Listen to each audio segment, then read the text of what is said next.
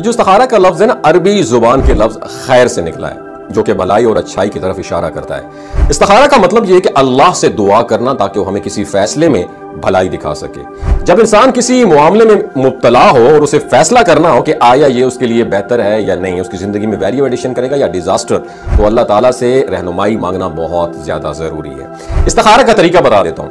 جب آپ کسی اہم فیصلے پر پہنچیں، جیسے شادی، کاروبار یا دیگر کسی اہم قدم کے بارے میں if you are thinking about، تو استخارہ کا طریقہ یہ کہ سب سے پہلے 2 رکعت نماز نفل پڑھیں، نماز کے بعد اللہ کی طرف دل کی پکار کریں اور استخارہ کے مختصر سے ایک لفظ 3 بار پڑھیں، یا خبیر و اخبرنی۔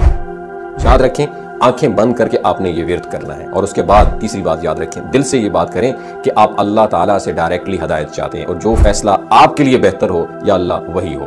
اور چوتھی بات یاد رکھیں، استخارہ کا عمل مکمل ہونے کے بعد اپنے دل کی حالت پر غور کریں۔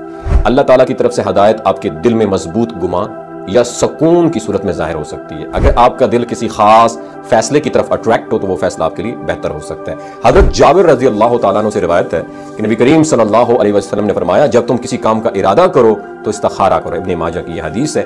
استخارہ انسان کو اللہ کے کلوز کر دیتا ہے، اور یہ عمل صرف اللہ سے تعلق مضبوط کرنے کا سورس نہیں ہے، بلکہ انسان کو یہ سکھاتا ہے کہ انسان اپنی مرضی کو اللہ کی مرضی کے تابع کرے اور اللہ پر مکمل ٹرسٹ کرے۔ یاد رکھیں پاکستانی بھائیوں، میرے مسلمانوں بھائیوں بہنوں، استخارہ کے بعد جو نتیجہ ہے اس پر پھر اللہ کا شکر ادا کریں۔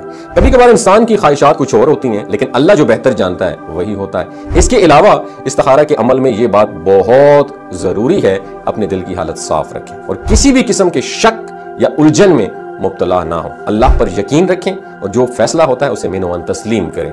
میرا آپ سے سوال ہے، زندگی میں کبھی آپ نے کسی معاملے میں استخارہ کیا ہے کہ نہیں؟ یہ ایک اسلامی تعلیمات ہے، خدا را ان پہ عمل ضرور کیا کریں، آپ کے راستے کی بہت سی ہرڈلز آسان ہو جائیں گی۔ اپنا خیال رکھیے گا۔